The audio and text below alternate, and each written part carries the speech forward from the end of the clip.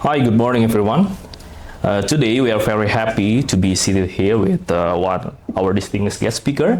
And to be with you, I'm Dr. Markz, Sinurat from Siloam Hospitals Kebon Jeruk. And on behalf of entire management and cardiology team from the Siloam Hospitals Kebon Jeruk, we extend very warm welcome to Professor Seok Kang. Professor, welcome to Indonesia. It's an honor to have you with us here. We will have a fruitful and great discussion in a couple minutes about the heart failure, the critical topic of heart failure. And before that, I will introduce Professor Seok Kang. Professor Seok Kang is chairman of the President of Korean Society of Cardiology. And Professor Seok Kang, do you have something to say to hello? Yes, say hello to the Dr. listeners. Yeah, Dr. Markz, I sincerely appreciate your heartfelt welcome. So it's absolutely my privilege to be here with you and your esteemed Siloam Hospital partners today. So thank you for having us today. Okay, so I am also thrilled to have part of this collaboration with the Siloam Hospital and Korean Society of Cardiology and the Daewon pharmaceutical companies. Okay, so it's a privilege to engage with such esteemed partners on important topics. Okay, so the important academic sharing session, you mentioned before, is a collaboration between Siloam Hospital, the Korean Society of Cardiology, and our esteemed partner at Daewon Pharmaceutical Indonesia. And today, Professor Kang, we are tackling a critical topic, that is heart failure. So right now, we are going to discuss the root causes or the traditional risk factor, and also the complex challenge of managing the risk factor. So, Professor, I will start from the primary cause, the lipid or dyslipidemia, and then dive into the core topic, optimizing blood pressure management in patients who develop heart failure. So, I know that you are a specialist in heart failure, right? So, does it sound good for you? Yeah, your proposal sounds excellent. Yep. So, starting with the lipids as a primary cause for cardiovascular disease, and then diving into the optimizing blood pressure management in heart failure patients is a great approach. As I am a heart failure specialist, I look forward to our discussion, and hopefully it will be insightful for your clinical practice. Well, let's begin to our talk first with the lipids. So, Professor, from your perspective as a leader in cardiology, especially in Korean Society of Cardiology, how do you emphasize the danger of lipids or dyslipidemia in the journey towards the heart failure? Many patients still only associate the dyslipidemia or lipids only just heart attack, but many of us facing of the heart failure before the heart attack. How do you see it? Yeah, you are absolutely right. So sometimes many people understand lipids are often overlooked by patients until they experience major heart attacks. However, the importance of lipid in the management of heart failure cannot be overstated. So as a cardiologist, I am often emphasize to my patients that lipids, especially low-density lipoprotein cholesterol, are not just a concern for heart attacks. So over time, high lipids levels can lead to atherosclerosis, which gradually narrows and hardens the arteries. Maybe this process, known as coronary artery disease or carotid artery disease. But this process, until it reaches a critical point, they can silently progress. So, but it doesn't stop there. The burden of coronary artery disease can also significantly affect heart pumping function. So, eventually leading to heart failure, the process. So, I mean, ischemic myocardial damage can occur heart failure eventually. So I think additionally, elevated lipid levels play a critical role in this process by promoting inflammation or endothelial dysfunction. These guys which accelerate the progression of heart failure. So that's why we need to focus on early prevention and management of lipid levels, not just to prevent heart attacks, but to protect the long-term health of the heart and prevent heart failure in the future. By understanding these connections, patients are more likely to recognize the importance of managing of their lipid levels as a part of a strategy to prevent heart failure, I think. Yeah, I think this is a great talk, and the great outline that you mentioned before, that early prevention is better. You know, that's a crucial pathway. So sometimes the journey from the plaque, the atherosclerotic plaque, to the heart failure is something we fight every day, Professor. And then here in Indonesia, we face, especially we are cardiologists in Indonesia, we face a significant challenge in patient compliance. Yeah, you know that sometimes the patients stop the therapy, stop the medication because they feel nothing or they feel fine. So is this still the major burden also in Korea? Is the Korean population still? Yeah, Dr. Markz, you've touched a very critical challenge. So the same situation in South Korea. So many in both in Indonesia and South Korea, the same situation. Patient compliance is indeed a significant issue in the management of cardiovascular patients. Because especially when it comes to lipid-lowering therapy, you already mentioned drug compliance is not excellent. Yep. So because they don't have any specific symptoms. Yep. So many patients stop their medications by themselves. Yep. Or once they feel better, they mistakenly understanding they no longer need the medication. Yep. So this is a major hurdle in Korea also as well to maintain statin adherence. You know, also BP, blood pressure variability, is associated with higher clinical adverse outcomes like this. So cholesterol variability due to stopping medication is also associated with adverse clinical outcomes. So in my experience, one of the key ways to stress the importance of continuous and aggressive lipid-lowering therapy should be done by patients' education. Yep.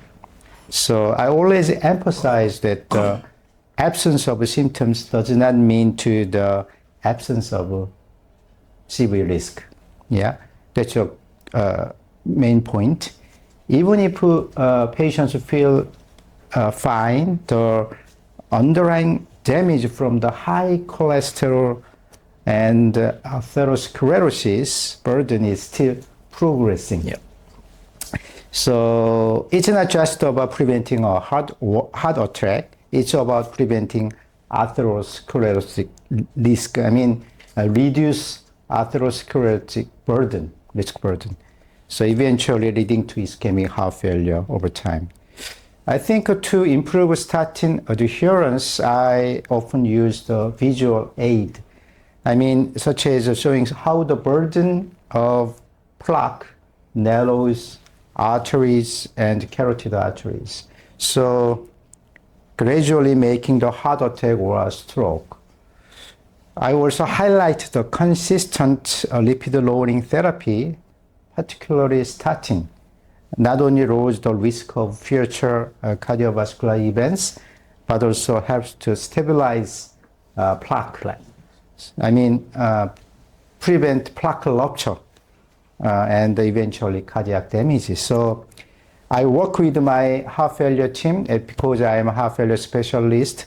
I work with my heart failure team to provide clear and consistent follow-up care with the support of heart failure specialized nurse at our heart failure outpatient clinic, including medication education and self-care education, something like that. So regular checkup and monitoring of lipid levels with regular disease education can give patients tangible evidence of their progress and impact of the therapy.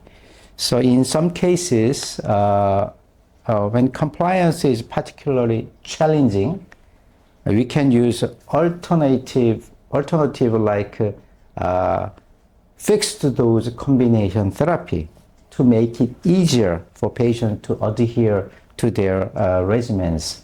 So so polypharmacy is another hurdle for drug compliance. So South Korea is already aged society, not aging society, already aged society. So many elderly patients have many comorbidities. That's why they are taking many medicines.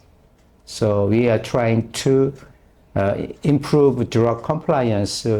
We can use fixed compositors. Yeah, that's my point.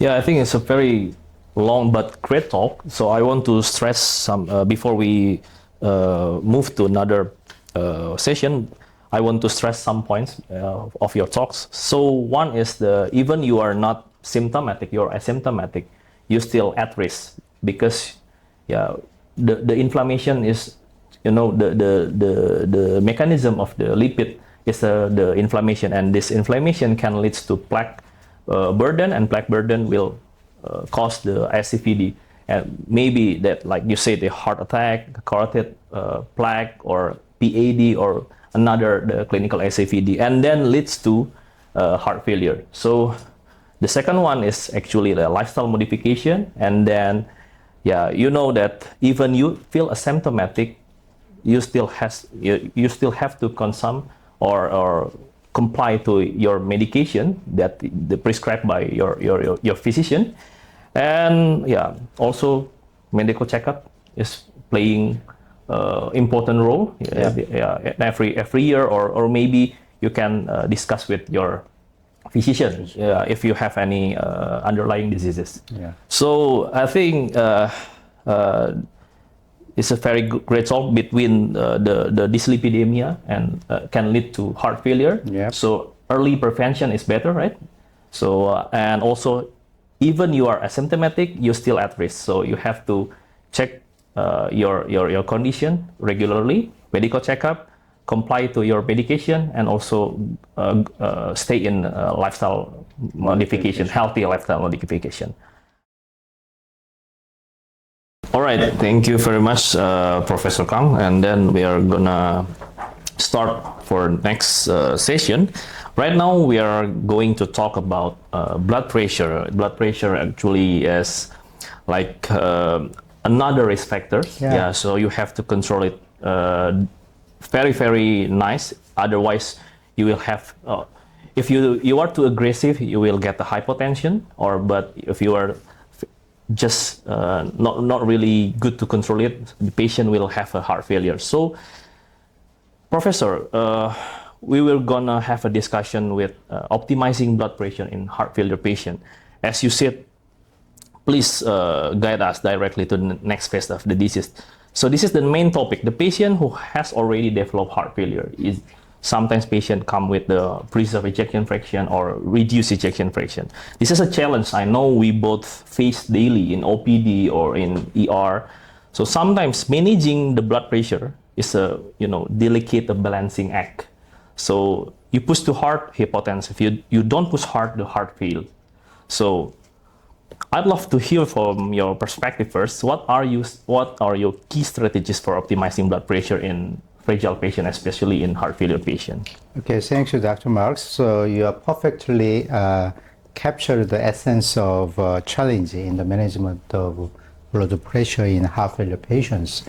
So it's truly a delicate balancing act, finding that sweet spot where the blood pressure is low enough to reduce the heart's workload, but not so low, because that compromise perfusion and a vital organ function. So my answer is GDMT, guideline directed medical therapy, which has undergone a significant evolution in recent years. So as you mentioned, it's not just about lowering blood pressure. The key lies in optimizing heart failure treatment with these 4 pillar drugs, such as ARNI, MRA, beta blocker, and SGLT2 inhibitors. These therapies do more than just target blood pressure. They actively remodel the heart, protect against further injury to help improve clinical outcomes. I mean, these drugs, not just blood pressure lowering drug, it's disease modifying drugs. So for example, the ARNI not only lowers the blood pressure, but also reduce the risk of hospitalization and reduce the deaths by counteracting our harmful neurohormonal activation. As you know, beta blocker are also essential for reducing heart rate and heart oxygen demand and improving heart function over time. MRI also protect against maladaptive effect of aldosterone and can lower blood pressure with reducing the risk of CV death or risk of arrhythmia. Also, the interesting drug, the last drug is SGLT2 inhibitors, has been revolutionary. So not only improving glycemic control, not so much, but also offering the clinical outcomes benefit regardless of diabetic status. So these therapies work synergistically to optimize blood pressure, and but also they remodel the heart by reducing fibrosis, anti-fibrosis and anti-inflammatory, improve endothelial dysfunction, something like that. Finally, improve cardiac function. So importantly, they offer more than symptomatic relief. They tackle the underlying pathophysiology of heart failure. So together bring more durable and meaningful improvement in heart failure patients. Yeah, great. I completely agree with you. Like from previous session, that like statin or lifestyle modification also modify the inflammation, and the GDMT or the guideline directed medical therapy also modify not only lowering the blood pressure but also controlling and modify the cardiac remodeling. We try to reverse cardiac remodeling and also modify the neurohormonal process. So the paradigm shifting from chasing the numbers, so not only lowering the blood pressure, to implementing GDMT is the most critical message that we want to emphasize to our listeners in heart to heart. So here at Siloam, we are also focused on ensuring patients to get all 4 pillars. So ARNI, beta blockers, MRA, and also SGLT2 inhibitors. Like you, we are here conducting the heart failure center here, led by Dr. Pascal as well, like you in Korea. So I also want to ask you, what is the current protocol for managing hypertension in South Korea? Because I think the same here, like I mentioned, I asked you before, that sometimes patients wait for the symptoms. So in Indonesia, in our OPD, patients come with hypertension, uncontrolled hypertension, but they refuse to get the medication. So then also rarely perform the regular blood pressure monitoring. How do you see that? Okay. So that is an essential question. So because the best heart failure treatment is preventing first. So as you already mentioned, hypertension is the main cause of heart failure. In South Korea, our latest guidelines from the Korean Society of Hypertension emphasize strongly the risk stratification and intensified goals for high-risk patients. So in terms of target BP, so with the general target BP for low-risk individuals is still less than 140 and 90 millimeter mercury. But for high-risk patients, for example, CKD, established cardiovascular disease, and diabetes, we aggressive manage the blood pressure until less than 130 and 90 millimeter mercury, 80 millimeter mercury. This shows our focus is shifting toward the more aggressive, intensive control for those with high risk patients. Another important matter is monitoring. So we also strongly recommend out of office blood pressure measurement like home BP. Not just for diagnosis, but also for guiding treatment, because it avoids white coat hypertension and detect masked hypertension. Finally, in South Korea, we recommend a proactive approach for the management of hypertension. For example, Korea has a high awareness rate, around 70%, and treatment rate around 70%, and control rate a little bit low at 50 or 60% respectively in general population in South Korea. The high level of control stems from a robust national health system. So we have a regular national guide health checkup system every 2 years. All the people. So also we have public education for hypertension management for preventing cardiovascular disease.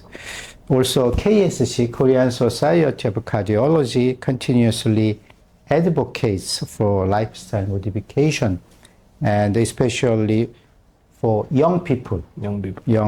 So the young people hypertension is the emerging the main problem in our society. So we have a special education for young people for reducing our traditional high salt intake. You know, also most of Korean food is a little bit salty.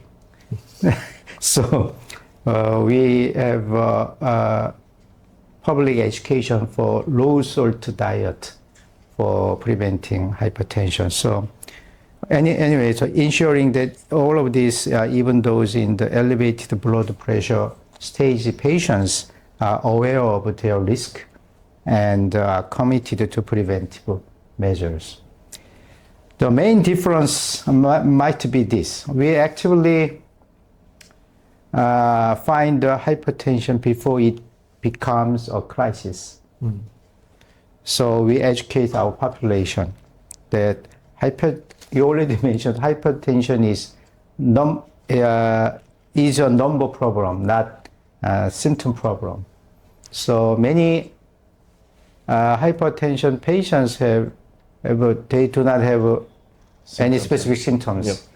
That's why hypertension is called silent killer. So the public commitment to knowing their numbers is what truly drives our progress in prevention. Yes, Professor, great solve. I think I really agree with your protocol, but yeah, the most important things get the patient understand about the importance of lowering the blood pressure and also the control the blood pressure, not just the lowering but also the control the blood pressure. So we are also heavily focused on ensuring patients get the same treatment and also the same protocol for the hypertension like you did in South Korea. But how do you see personally the patient with the reduced ejection fraction and also the preserved ejection fraction? I think most of our patients with preserved ejection fraction come with the significant challenge in blood pressure management. How do you see this phenomenon? Yeah, in terms of heart failure current guidelines, the latest update underscore the use of these 4 pillar drugs across all heart failure patients, particularly in those with heart failure reduced ejection fraction. They also emphasize individualized therapy based on the patient's clinical profile, including renal function and blood pressure and comorbidities. So we've been seeing a paradigm shift in understanding the management of blood pressure in heart failure patients. So the one thing I would like to emphasize, the managing blood pressure in heart failure isn't about simply controlling blood pressure.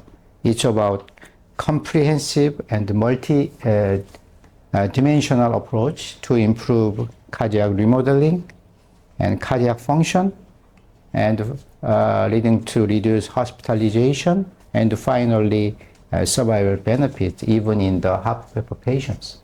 Yep.